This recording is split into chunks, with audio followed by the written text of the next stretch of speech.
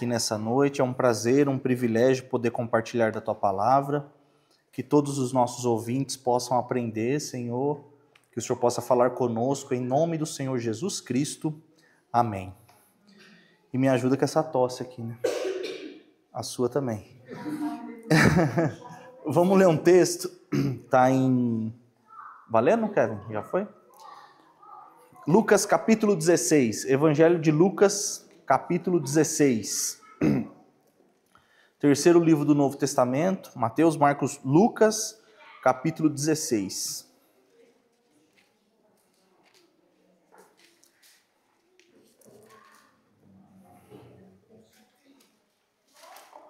Lucas 16. Antigamente a gente falava assim, Kate, quem encontrou diz amém. Amém. Aí os irmãos falavam amém. Aí quem não encontrou diz misericórdia. Misericórdia. Lucas 16. Aí depois virou outra piadinha. Quem encontrou diz amém. Amém. Quem não encontrou diga discipulado. Aí a pessoa, discipulado. Bom, Lucas capítulo 16. Vocês vão ver na Bíblia de vocês aí, terceiro livro da Bíblia, né? O versículo 19 tem um título que está em negrito. O que está escrito aí para vocês?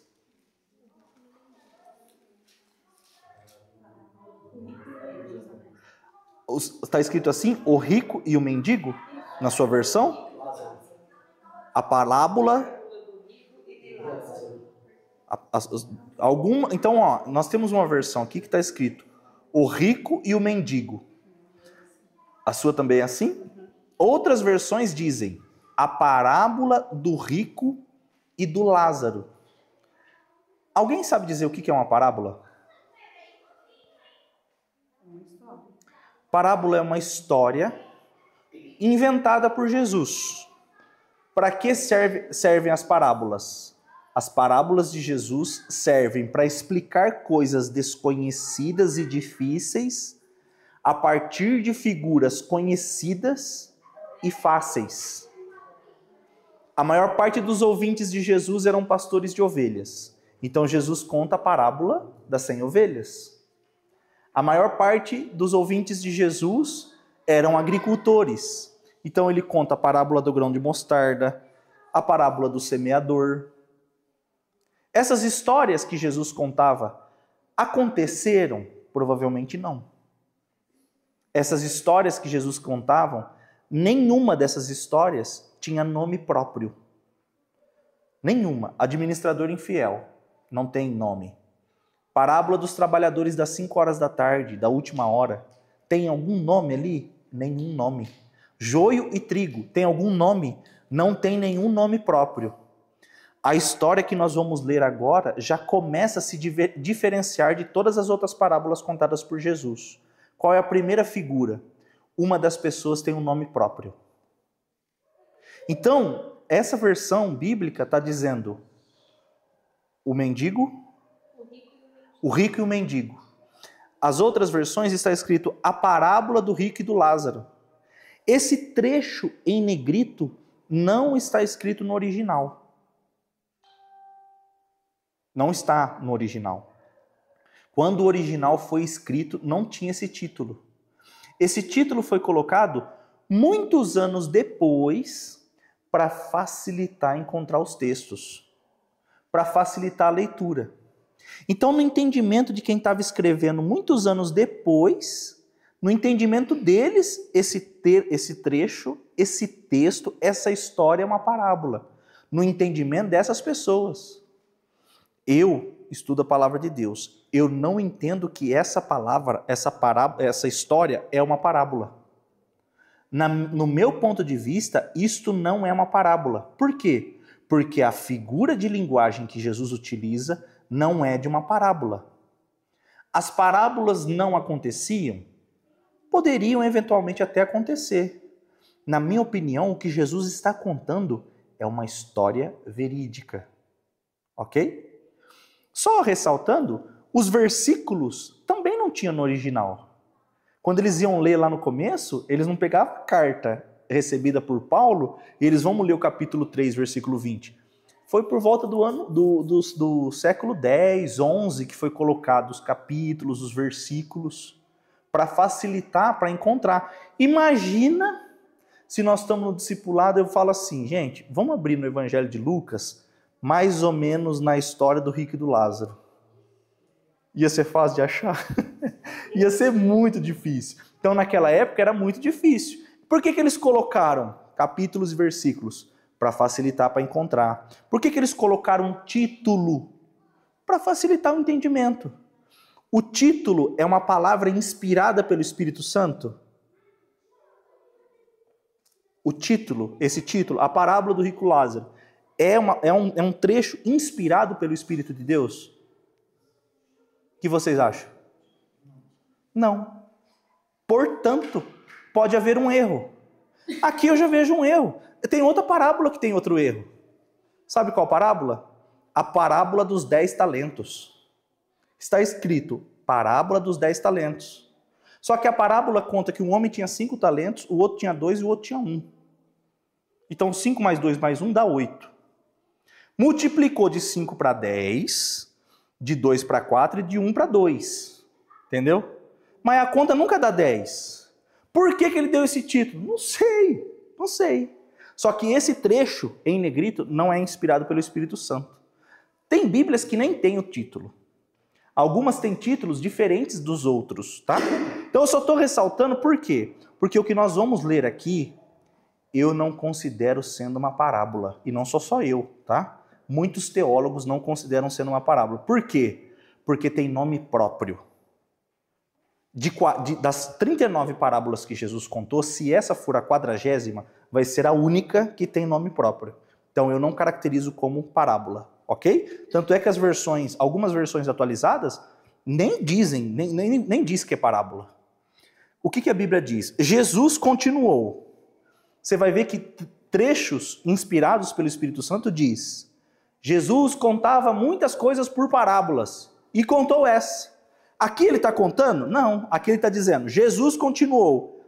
Havia um homem rico que vestia as roupas muito caras e todos os dias dava uma grande festa. O cara tinha roupas caras e todo dia festejava. Versículo 20. Havia também um homem pobre chamado Lázaro, que tinha o corpo coberto de feridas e que costumavam largar perto da casa do rico. Então ele mendigava ali perto da casa do homem rico. Lázaro ficava ali procurando matar a fome com as migalhas que caíam da mesa do homem rico, e até os cachorros vinham lamber as suas feridas. Veja só a questão social aqui, né? É um homem rico que usa roupas caras e que faz festa todo dia. E tem um homem que passa fome e que tem lepra e tem ferimentos na sua pele. E esse homem sobrevive de migalhas. Triste, né?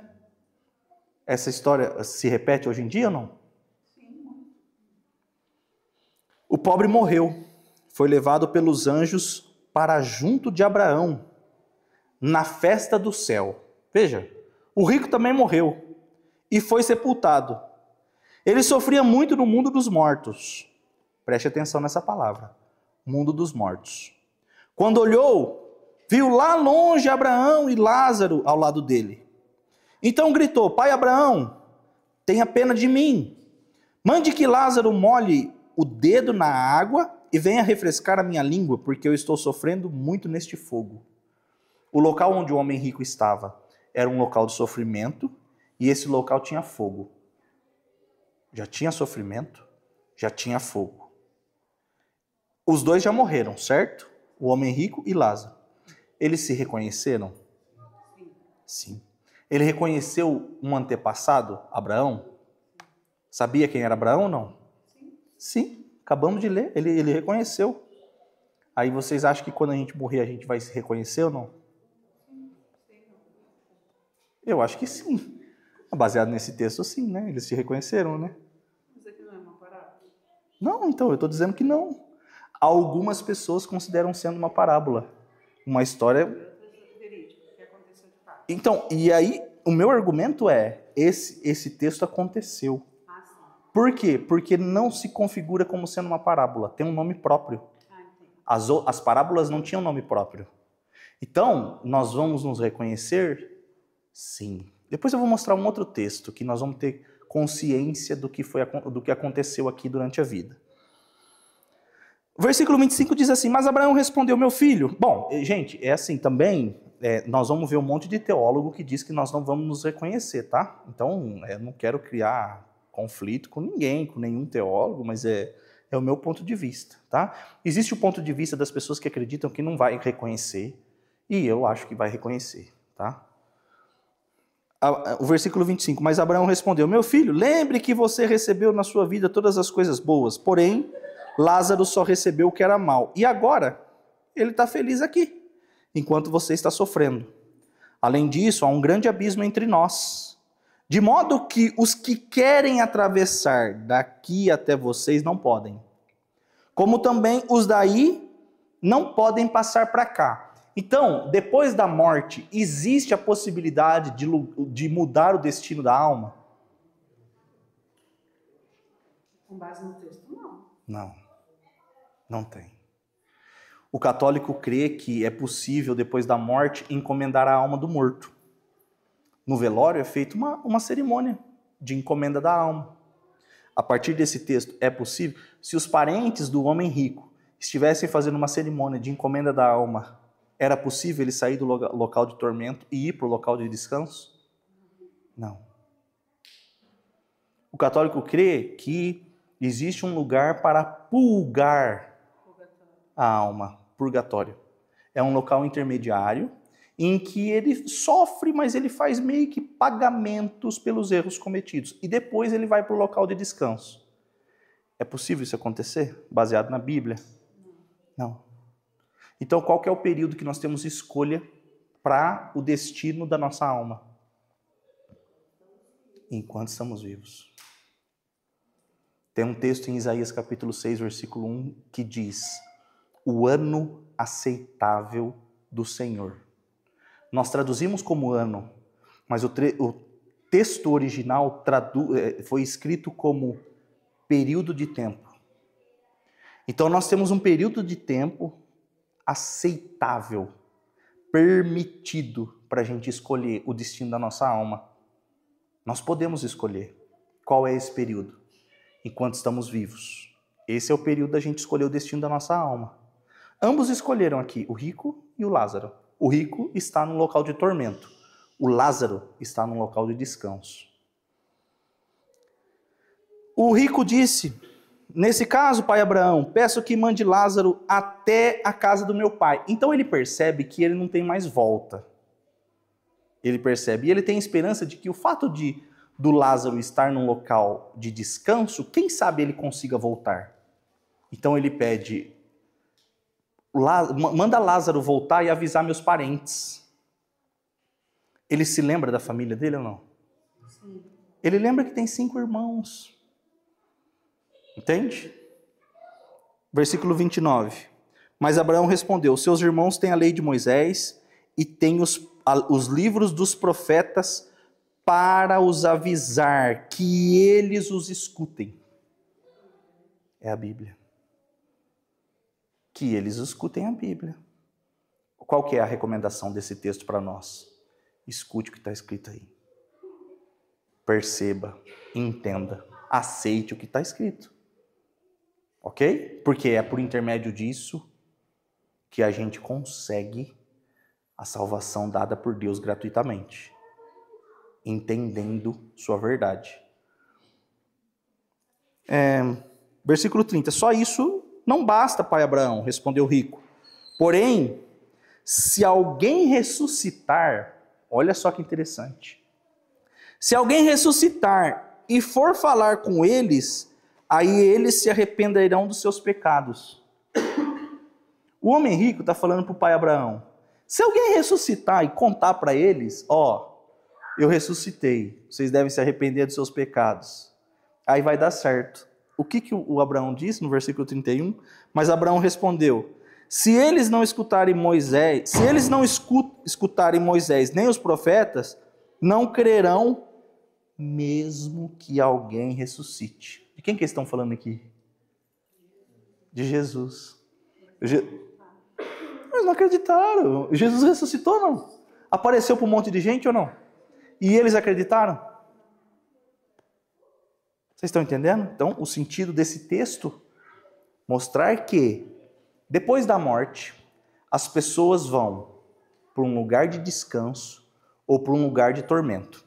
Então eu vou tentar aproveitar a lousa aqui para eu fazer um desenho aqui. Na semana passada, então, nós vimos que o ser humano é corpo,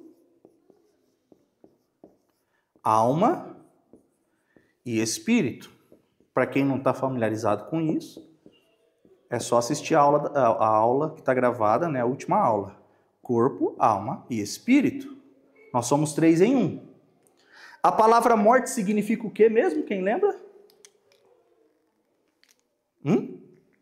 Morte significa separação. Morte significa separação. Pode fechar. Bem na hora que eu falei espírito, abra a porta. Está repreendido. Mas pode ser um espírito bom, né? Por que tem que ser um... Quem abre a porta é sempre ruim. Você está assistindo muito filme de terror. Não é? É verdade. Então vamos abrir. Vamos deixar a porta aberta. Os espíritos não abrem porta, né? Segundo a palavra, o espírito ruim não abre a porta, invade. Ixi, agora ficou pior então. Agora como é que não vai saber se ele... Bom, existem 3 tipos de morte na Bíblia. Qual é o primeiro tipo de morte? É a separação disso aqui, corpo, alma e espírito. Como é que o texto diz em Eclesiastes? O pó volta para onde? O pó. A carne vai para a terra, né? O pó volta para o pó. O verme vai comer isso aqui. Né? Não, se Deus quiser, o meu vai ser arrebatado. Vai comer isso daí, né? O verme. Se Deus quiser, nós seremos arrebatados. Mas o verme come, se alimenta, o pó volta para o pó, certo? Então a carne, o corpo, volta para o pó. Mas peraí, mas e quando tiver a ressurreição dos mortos? E isso daqui? Tem gente, vamos ser sinceros, tem corpo que a gente encontra ossos ainda, a ossada não encontra. Mas tem todo o corpo, a gente encontra restos mortais? E se for cremado? E se o crocodilo comer? Pode acontecer ou não? Vocês já viram no cemitério aquele tatu? Tem um tatu que entra lá dentro da... É o peba? Então, para quem come tatu peba... Provavelmente você já comeu tatu peba? Não comi tatu não. Tô pensando que tatu funciona lá no caixa.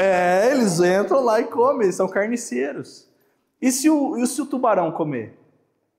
Sobra alguma coisa? Uma coisa sobra. Não, daqui. A alma é eterna. Uma coisa que sobra. Tem uma coisa que sobra do físico. O espírito também. Mas do corpo. Os dentes. O DNA. Isso aqui sempre vai sobrar. No cocô do tubarão, em algum lugar vai ter isso daqui. Em 1 Coríntios 15, eu não vou ler que é um texto longo, mas em 1 Coríntios 15 fala da ressurreição dos corpos. Ele, sabe, um dia perguntaram para Jesus assim, Jesus, é o seguinte, se um homem repudiar uma mulher e aí ele se casar com outra mulher, lá no céu ele vai estar casado com quem? Eles queriam saber porque, tipo, nós vamos ter um corpo, então eles acreditavam que ia ter um corpo lá.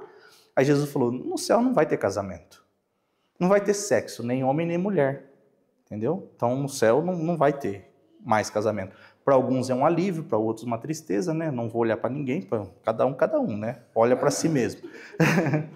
Tem uma coisa do corpo que permanece, que é o DNA. Gente, eles encontraram, você vê os cientistas, eles encontram múmia, eles falam milhares de anos, centenas de anos. Aí você vê ali malemar um esqueleto, não é? Aí eles falam, era uma mulher de 18 anos, não tem isso. Mas como que é possível descobrir essas coisas? Através de uma informação genética, né, que é o ácido desoxirribonucleico. Ó, tem que estudar biologia, para dar aula de discipulado. Aí o que acontece? Em 1 Coríntios 15, como eu disse, eu não vou ler porque é longo, Paulo fala que quando a gente morre, nós somos plantados como se fôssemos sementes na terra. Somos plantados. Uma semente é bem pequenininha e nasce o quê? Uma grande árvore. Então ele diz que nós somos plantados no mundo material para a gente reviver no mundo espiritual. Então o nosso corpo vai ser transformado. A promessa é, quando Jesus voltar, os mortos ressuscitarão primeiro. Já imaginou o cemitério, gente, nesse dia? Vai ser muito louco. Os mortos ressuscitarão primeiro, nós, os vivos, seremos arrebatados. Então nós vamos estar aqui, daqui a pouco vai começar a subir. Hoje nós vamos ler esse texto. Mas daí os mortos vai ficar andando de esqueleto? Vai ficar o quê? Os esqueletos vai ficar andando? Não, vai ser o corpo transformado. Sim. Tanto é que nós vamos voar. Nós vamos encontrar Jesus nas nuvens, nos ares. Então, como que nós conseguimos voar hoje? Hoje não. Porque esse corpo físico não nos permite. Então nós vamos ter um corpo transformado. Vai ser outra fisiologia. Nós vamos ter corpo? Nós vamos comer. Gente, se você ler Apocalipse, os primeiros capítulos, lá tem promessa. Ó, ao que vencer será dado maná escondido. Sabe o maná que caía do céu para o povo? Nós vamos comer. O fruto da árvore da vida, nós vamos comer. Nós vamos poder comer. Ao que vencer será dado o fruto da árvore da vida. Nós vamos ter uma fisiologia diferente, mas nós vamos ter um corpo transformado, diferente. Tomara que não tenha barriga, né? Porque já basta mais ou menos aqui, né? Vai ser tudo fitness. Voando, né? Então é o seguinte, o corpo vai ter ressurreição, gente. Vai ter ressurreição de crente que já morreu e de descrente que já morreu. Não é no mesmo dia. O crente vai ressuscitar no dia que Jesus voltar. O descrente vai ressuscitar somente no dia do juízo final. Nós vamos ler esse texto hoje, tá? Então, o primeiro tipo de morte é a separação dessa composição. O pó volta para o pó. A parte imaterial vai até Deus para prestar contas. No Antigo Testamento, existiam duas palavras que, traduzido para o português hoje, chamamos de mundo inferior ou de mundo dos mortos. Quais são os dois lugares? Um é chamado de Sheol. O hebraico, o L tem som de L. Quando a gente fala L, todo mundo, L. O L, a gente não toca o céu da boca com L. Só que se eu falar em português, muitas vezes o L tem som de U. Em português, provavelmente eu iria falar Sheol. Mas não tem U, é um L. Então como que é a palavra?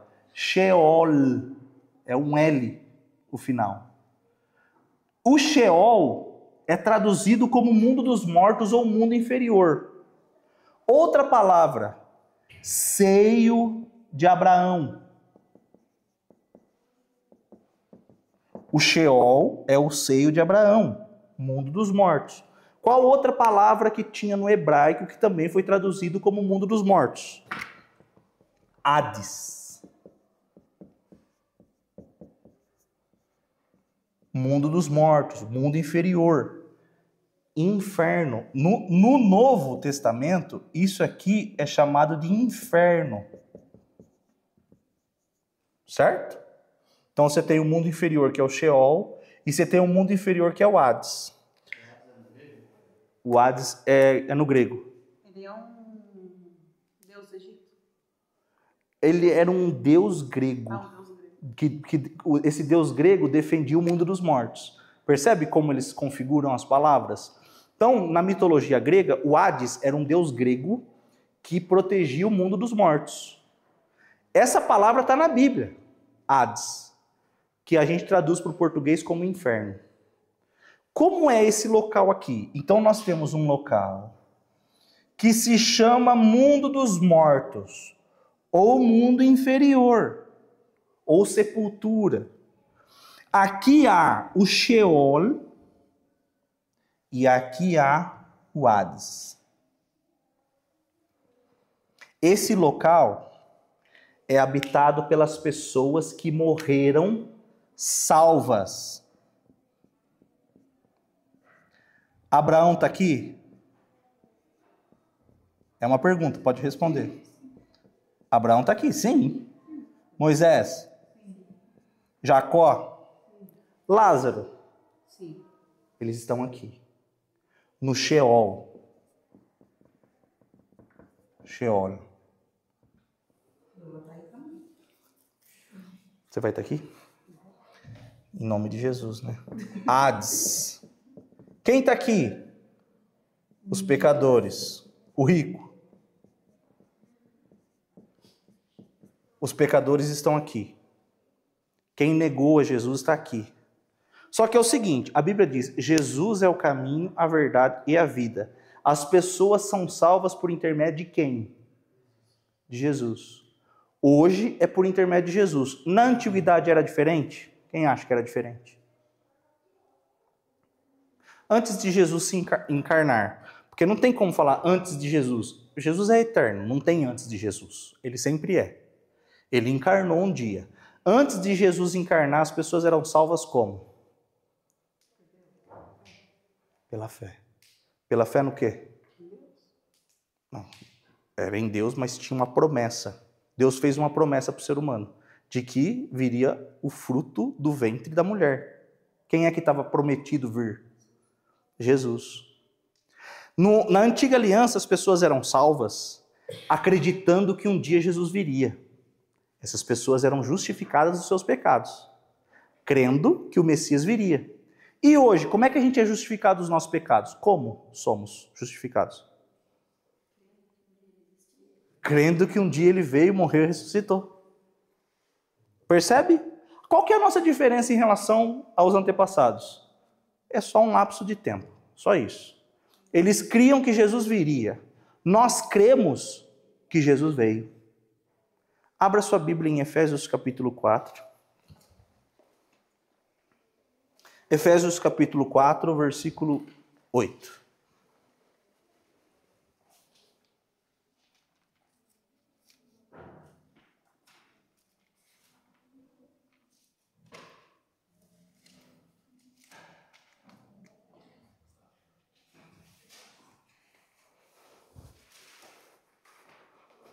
Efésios 4, versículo 8. A Bíblia diz assim.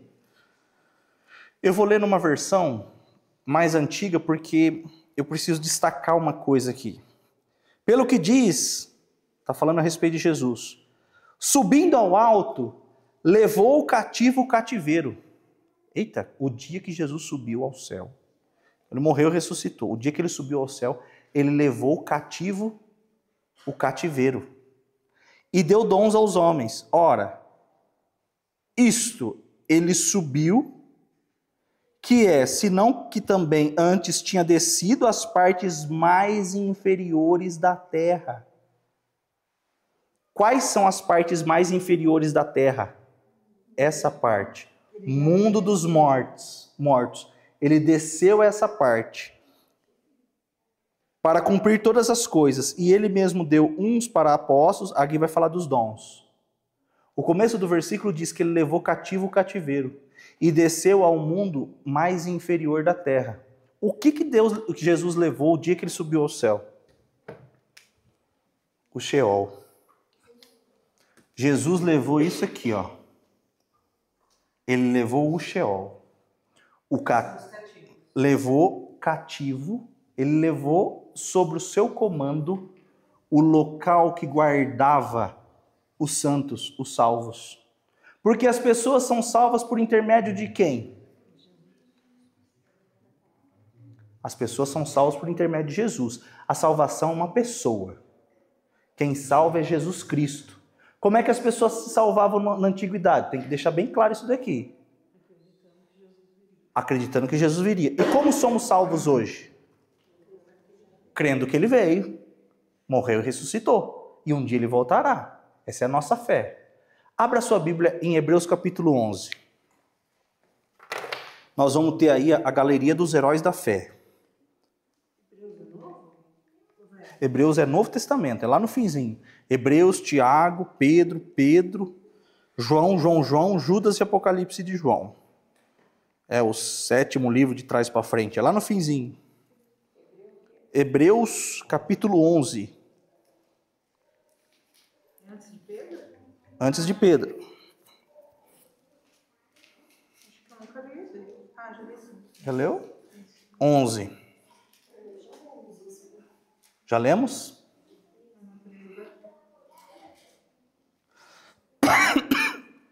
Hebreus capítulo 11.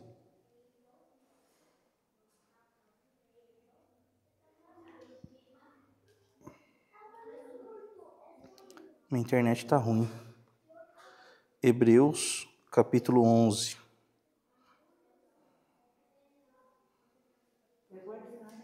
Tá no Wi-Fi.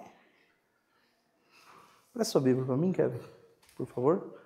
Hebreus capítulo 11, a palavra do Senhor diz assim: ora, pela fé, a fé é a certeza das coisas que se esperam, a convicção de fatos que não se veem.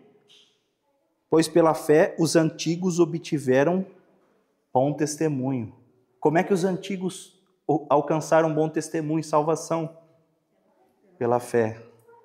Pela fé entendemos que o universo foi formado pela palavra de Deus. Como é que eu sei que Deus criou o mundo? Pela fé. De maneira que o visível veio a existir das coisas que não são visíveis. Pela fé, Abel ofereceu a Deus um sacrifício mais excelente do que Caim, pelo qual obteve testemunho de ser justo. Como é que Abel era pecador ou não? Hã?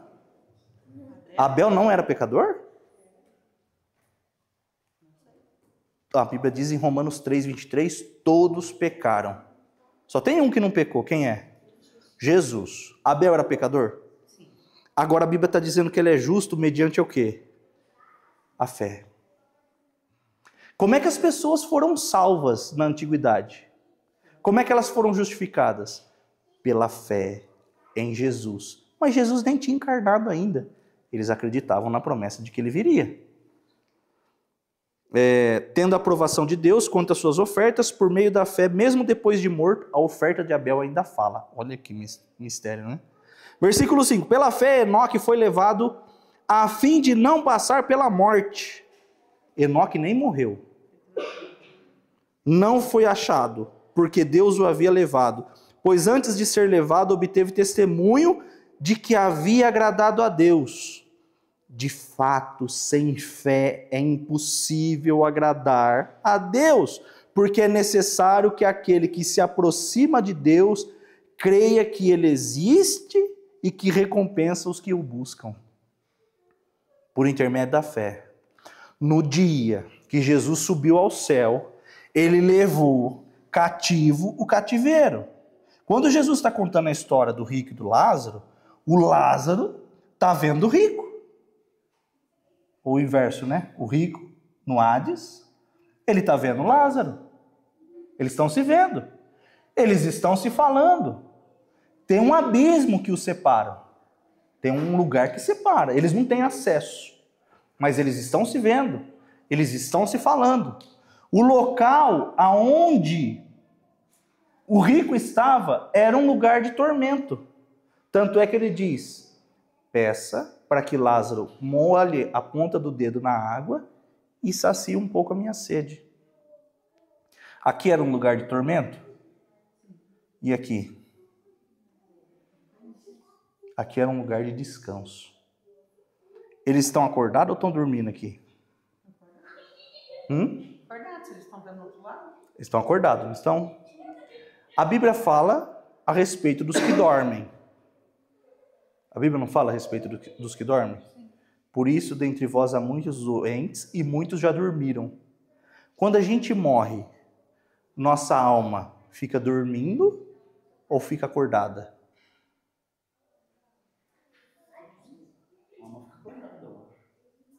Consciente ou sem consciência? Consciente, se a gente se reconhece lá, consciente. Gente, a história que a gente leu do Rick e Lázaro, eles estão conscientes ou não? Sim. Eles... Hã? Na história, sim. Então, é baseado na história que a gente crê que nós estamos... O adventista do sétimo dia tem uma crença de que a alma fica dormindo. A alma fica dormindo. Por quê? Quando Paulo escreve a respeito da morte, ele fala que é um sono. Paulo usa uma figura de linguagem que a gente chama de eufemismo. O que é eufemismo? É tentar diminuir o impacto de uma palavra com outra mais branda. Quando a gente vai no velório, o que a gente fala para todos os familiares de quem morreu? O que a gente fala? Descansou. E nós temos certeza que essa pessoa descansou? Não. Nós não temos. O que nós estamos tentando fazer? Se chama eufemismo. Sabe? Tentando dar uma apaziguada, um conforto. Quando Paulo fala que aqueles que dormem, ele está falando do quê? Do que morreu. E por que ele não escreveu o que morreu? Porque no grego a palavra morte era uma palavra muito ruim, entende? Tinha uma conotação muito ruim. Então ele está usando de uma palavra mais branda para falar a respeito da morte. Aí se eu morrer, eu vou estar dormindo ou vou estar acordado? O corpo, o bicho vai comer. E a alma? Acordada, gente. Eles estão conversando aqui, o Abraão está conversando. Está todo mundo conversando aqui. Então, entendam, vai ter momentos na Bíblia que a gente vai ler e, peraí, a Bíblia está dizendo que nós vamos estar dormindo. É verdade? Nós vamos estar dormindo? É um eufemismo, gente. Porque quando a gente vai dormir, a gente não fecha o olho. Quando a gente vai dormir, a gente não fica deitado. E lá no caixão, tá que jeito?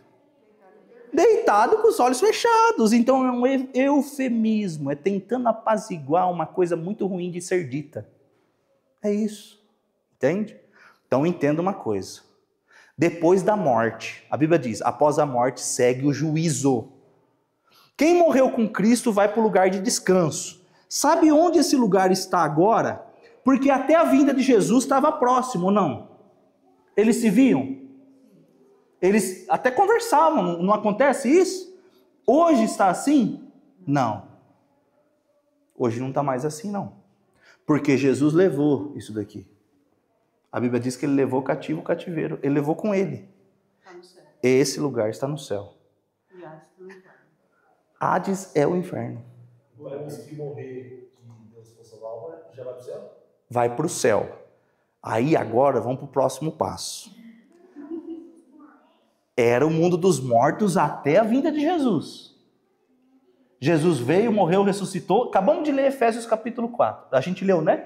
Ele desceu até o Sheol. Aí, ele desceu até o mundo inferior, sepultura, e levou consigo cativo o cativeiro.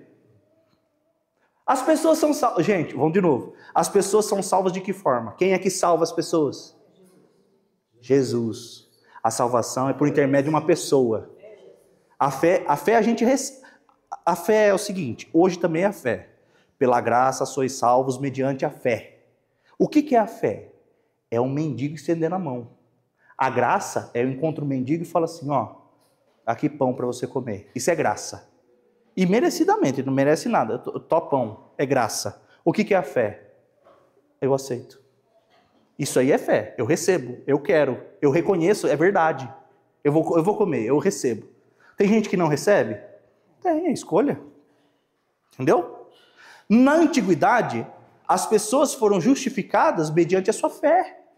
Fé em quem? De que Jesus viria. Então as pessoas do Antigo Testamento foram salvas por intermédio de Jesus também. Quem é que veio aqui, pegou eles e levou? Jesus. Então as pessoas da antiguidade foram salvas por quem? E hoje?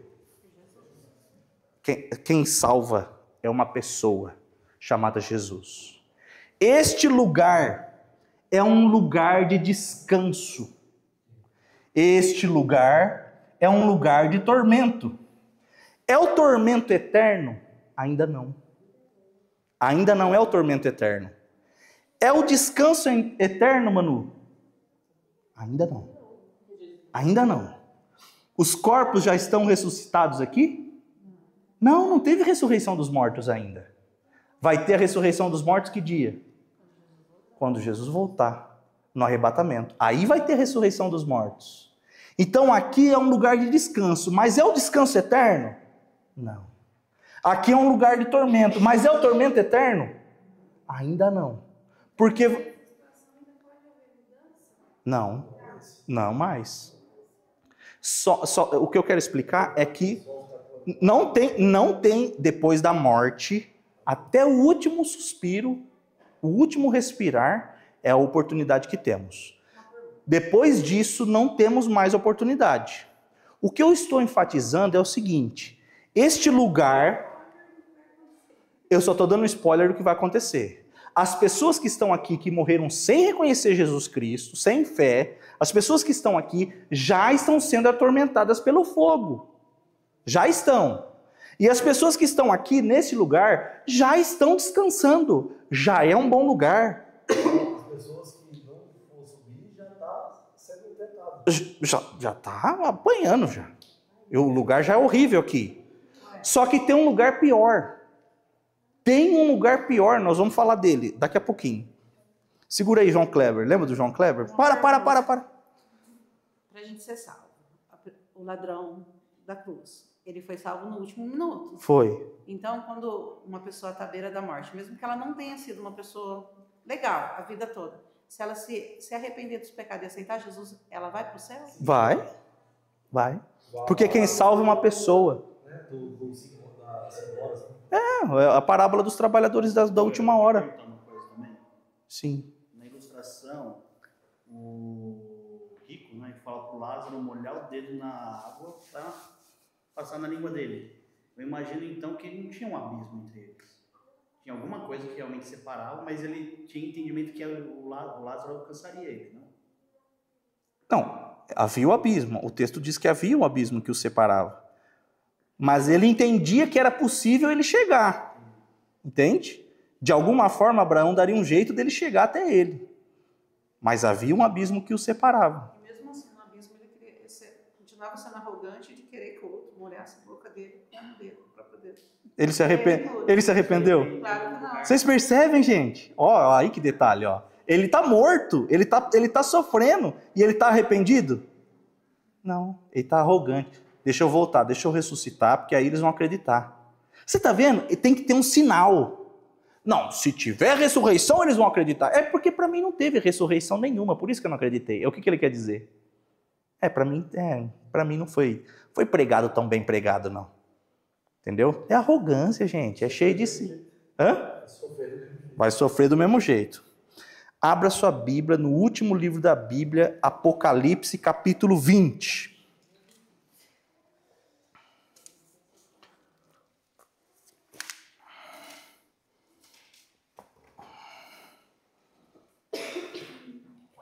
Apocalipse capítulo 20, em versículo 1. 20, versículo 1. O que separava... Ai, caramba, meu Deus. Olha. O que separava o Sheol do Hades? O que separava? O abismo.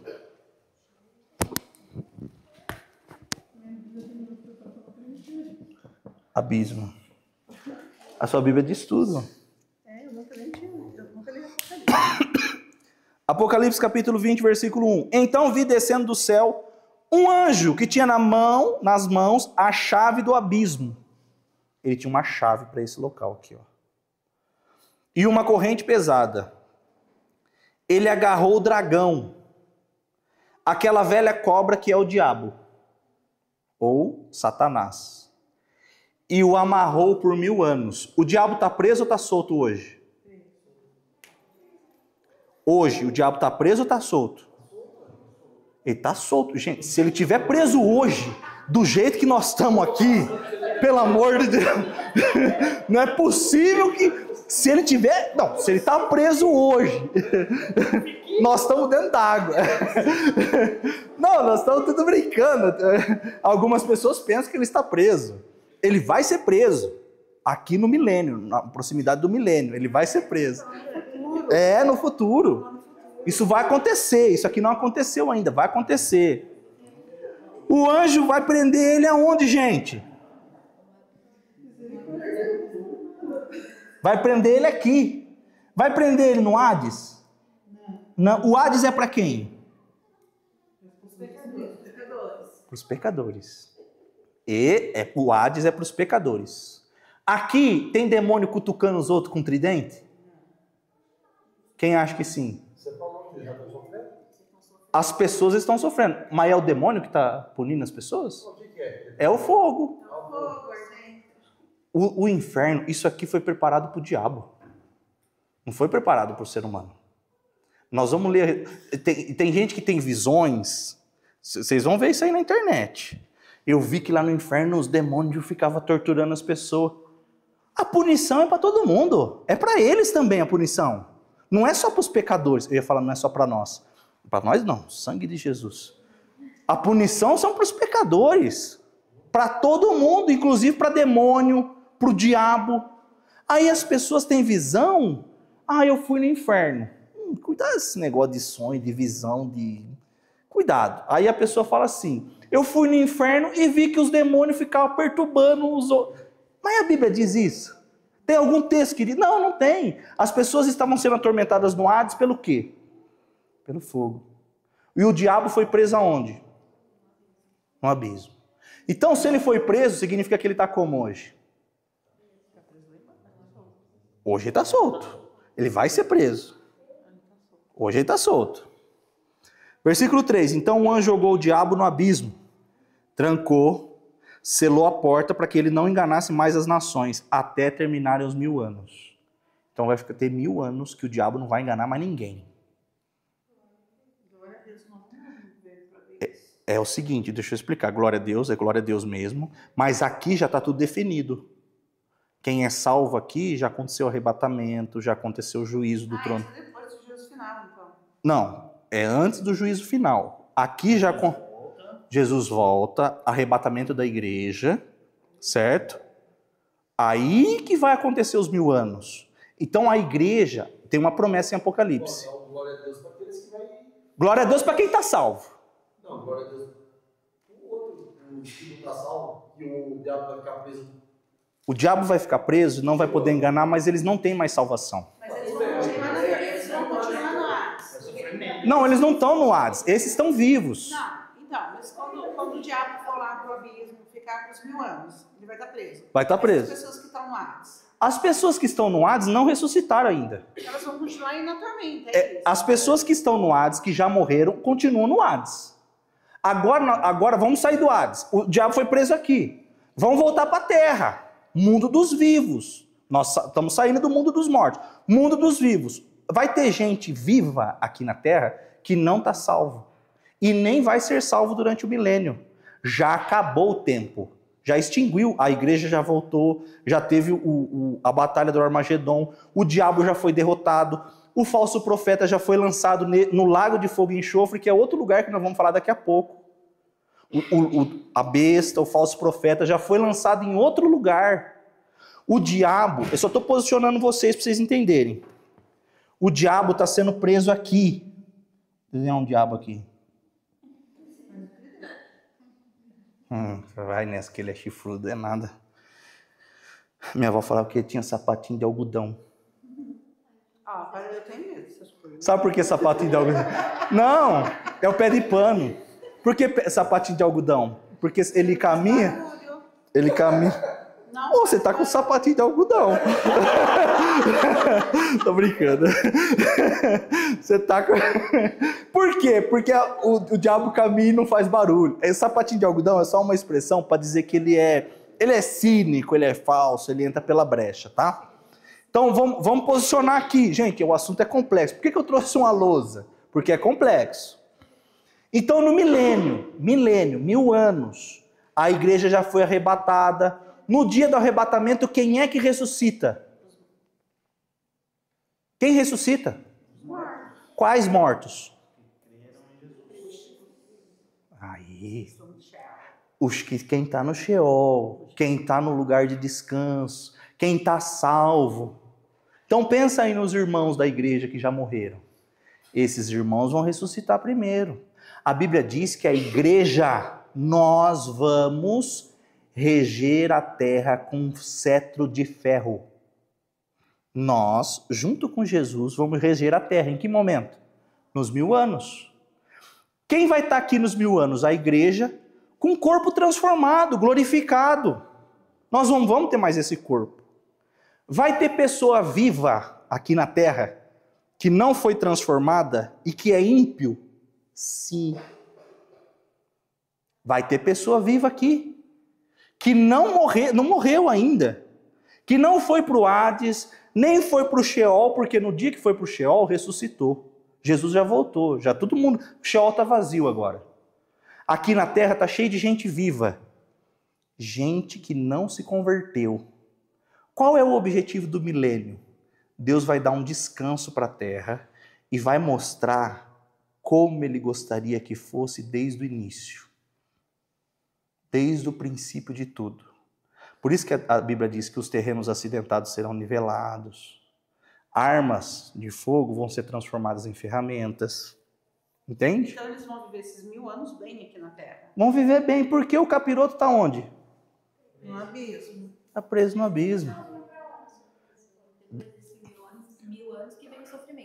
Depois dos 1000 anos vem o sofrimento. Vocês são muito adiantados, vamos lendo aqui que nós vamos chegar depois. Então, deu para entender como é que está nos 1000 anos? Deu para entender ou não? Os salvos estão aonde? Não, os salvos estão aqui regendo a terra. Estão aqui, com Jesus. A agenda de Jesus é a agenda da igreja depois do arrebatamento. A Bíblia diz em João 14, Jesus diz assim, eu virei e vos levarei, para que aonde eu estiver, vocês estejam comigo. Onde é que nós vamos estar? Os salvos. Com Jesus, ele vai estar aqui na terra, nós vamos estar com ele. Nós vamos estar aqui com ele. Quem são as pessoas vivas aqui no milênio?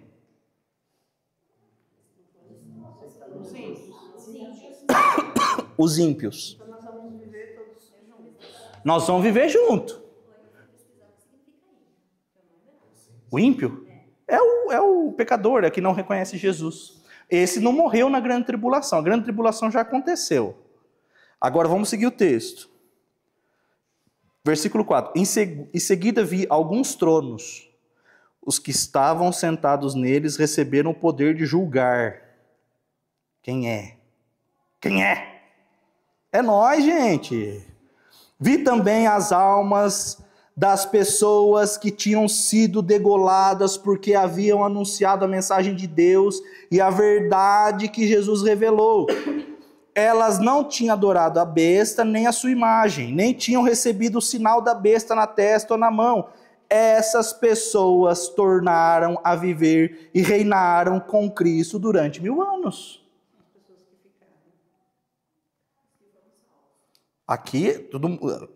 Aqui não recebeu a marca da besta, não se curvou diante da besta, não negou o nome de Jesus, então é salvo, é crente. Versículo 5. Os outros mortos não tornaram a viver até que os 1000 anos terminaram. Que outros mortos? Os pecadores que estão no Hades. Quem é que ressuscita primeiro?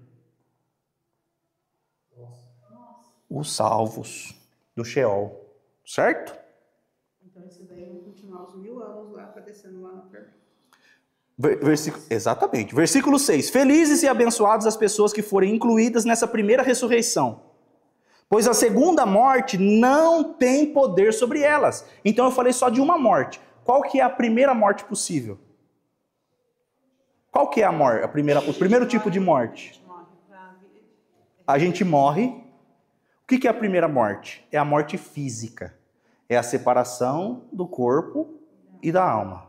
Essa separação. Essa é a primeira morte. Aqui está falando, felizes e abençoadas as pessoas que forem incluídas nessa primeira ressurreição, pois a segunda morte não tem poder sobre elas. Então é o seguinte, todo mundo vai morrer a primeira morte até o arrebatamento, sim ou não? Sim. Até o arrebatamento todo mundo vai morrer. Certo? A Bíblia está dizendo que tem uma segunda morte, Emily. O que seria essa segunda morte? É a separação eterna da alma da pessoa em relação a Deus. Essa é a segunda morte. A palavra morte significa o que mesmo? Separação.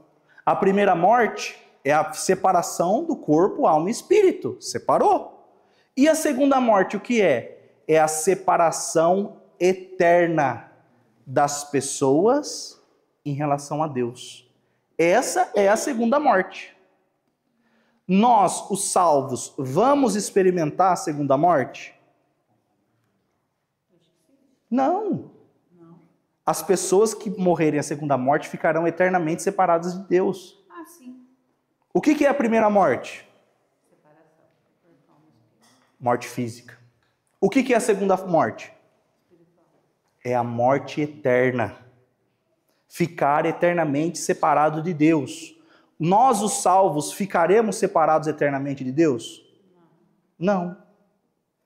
Felizes e abençoadas as pessoas que foram incluídas nessa primeira ressurreição. Porque a segunda morte não tem poder sobre elas.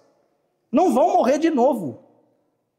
As primeiras pessoas salvas que morreram, morte física, não vão experimentar a morte eterna, ficar eternamente separadas de Deus. Essas pessoas aqui morreram a primeira vez, foram para o lugar de tormenta e haverá a segunda morte para eles. Nós vamos falar da segunda morte daqui a pouco. Quem morreu, salvo em Jesus Cristo, morreu uma vez e veio para cá. Essa pessoa vai experimentar a segunda morte, que é a morte eterna, que vai ficar eternamente separado de Deus. Vai experimentar sim ou não? Não vai experimentar a segunda morte. Ok? Bom, sequência do texto. Versículo 7. Depois que os 1000 anos terminarem, Satanás será solto da sua prisão e sairá para enganar os povos de todas as nações do mundo, isto é, Gog e Magog.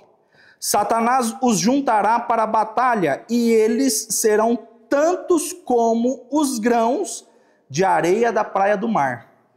No final dos 1000 anos, Satanás vai ser solto para enganar as pessoas. Ele vai enganar a igreja que já está com o corpo transformado?